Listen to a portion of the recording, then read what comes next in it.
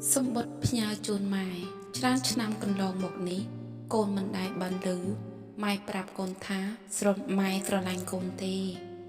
Tại, nút đôi xa tay từng ngôn nịch đầy srod lành bỏ mái, đại miền chụp bù côn, bị thôn bê, bị thôn thèn bê.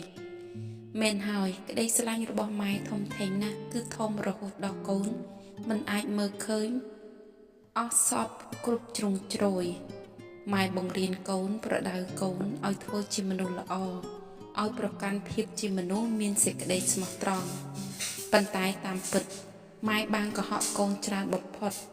ម៉ែមិនដឹងទេឬថាម៉ែតែងតែកុហកថាម៉ែមិនអីទេ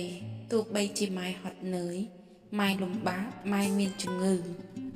ដោយសារតែវត្តមានរបស់ម៉ែទើបផ្ទះយើងខ្លាចជាកន្លែងដែលគួរឲ្យចង់រស់នៅបំផុតមិត្តអ្នកសន្តាប់ជាទីមេត្រី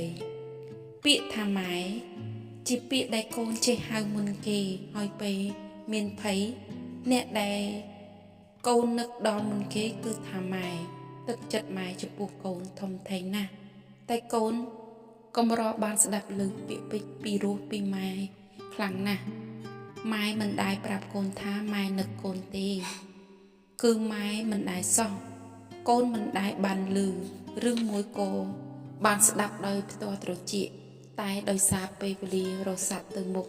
ឥតជប់ឈរវ័យរបស់កូនក៏កាន់តែធំឡើងហើយវត្តមានរបស់កូនក៏មិនសូវបានបង្ហាញនៅចំពោះមុខម៉ែកូនរវល់រៀនកូនរវល់ធ្វើការហើយយូរទៅមានពេលបានជុំម៉ែម្ដងម៉ែផ្ដល់ឲ្យកូនច្រើនពេកហើយអ្វីដែលម៉ែបានផ្ដល់ឲ្យគឺរាប់តាំងពីកូនតូចបកតាចបំផុតកូនបានទទួលតាំងពីកូននៅក្នុងផ្ទៃរបស់ម៉ែហើយពេលដែលកូនបានចេញចាក់ផ្ទៃរបស់ម៉ែកាលណាម៉ែក៏បានបង្រៀនកូនឲ្យចេះនិយាយចេះដើរពេលកូនដួលម៉ែលើកកូនឡើងម៉ែលួងលោមកូនហើយម៉ែនៅតែបង្រៀនកូនដោយមិននឿយណាយមិត្តអ្នកសន្តាប់ជាទីមេត្រីលុះពេលកូនអាចដើរបានដោយខ្លួនឯងហើយកូនបែរជាមិនសូវមានពេលវេលានៅមើលថែម៉ែពេលកូនចេះនិយាយហើយកូនបែរជាមិនសូវមានពេលបាននិយាយជាមួយម៉ែបង្រៀនកូនឲ្យចេះនិយាយស្ដីពីរោះតែពេលកូននិយាយជាមួយម៉ែពេលខ្លះកូនក៏ត្រគោះបោះបោកសម្ដីឆ្កូងលើម៉ែប៉ុណ្ណឹងហើយម៉ែនៅតែមានក្តីមេត្តាករណាឥតដាច់ទោះម៉ែស្ដីថាអាក្រក់យ៉ាងណាតែម៉ែនៅតែរងចាំកូនគ្រប់ពេលនៅពេលតែម៉មីគិតពីកូនគ្រប់ដង្ហើមកាត់នៅតូចរូបរាងម៉ែនៅរឹងប៉ឹងមានកម្លាំងមាំមួន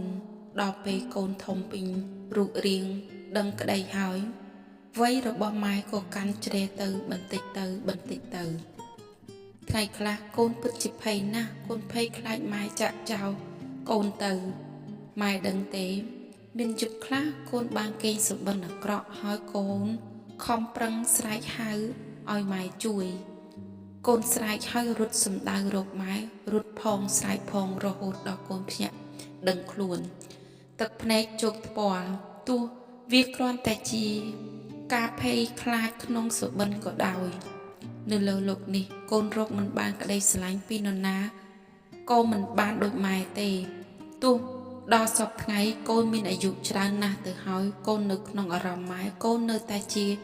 កូនក្មេងម្នាក់ដដែលម៉ែនៅតែលះបង់ឲ្យកូននៅតែតាមរក្សាការពារកូននៅតែបារម្ភខ្វល់ខ្វាយគិតពីកូនម៉ែកូនដឹងថាម៉ែស្រឡាញ់កូនណាស់ទោះបីម៉ែមិនធ្លាប់បានប្រាប់កូនដោយផ្ទាល់មាត់នៅពាក្យថាស្រឡាញ់តែកាយវិការនិងទង្វើគ្រប់យ៉ាងរបស់ម៉ែទឹកចិត្តដែលពោពេញដោយការអភ័យនិងក្តីមេត្តាករុណារបស់ម៉ែកូនមិនអាចស្វែងរកបានពីនរណាម្នាក់ឡើយនៅលើលោកនេះអរគុណម៉ែដែលធ្វើជាម្លប់ដ៏ត្រជាក់និងជាជំរកដ៏កក់ក្ដៅសម្រាប់កូនគ្រប់គ្នាម៉ែឲ្យកូនសុំទោសផងដែលកន្លងទៅកូនតែងតែតមាត់ស្ដីក៏គ្រោះបោះបោកនិងសំឡក់ម៉ែដោយអារម្មណ៍ខឹងអន់ចិត្តកូនមានសំណាងដែលកើត មកជាកូនរបស់ម៉ែទោះបីម៉ែគ្មានទ្រព្យសម្បត្តិហូរហៀតែម៉ែបានប្រឹងប្រែងគ្រប់យ៉ាងដើម្បីផ្ដល់ឲ្យកូនអ្វីបើកូនមិនទទួលបានច្រើនដូចគេប៉ុន្តែកូនបានដឹងថាកូនបានទទួលគ្រប់យ៉ាងពីម៉ែបានឲ្យអ្វីគ្រប់យ៉ាងដល់កូនហើយសូមបីតែជីវិតរបស់ម៉ែផ្ទាល់ក៏ម៉ែមិនខ្លាចនឹងលះបង់ដើម្បីចិញ្ចឹមកូនទម្រាំតែអាចបានរស់នៅមកដល់សពថ្ងៃនេះ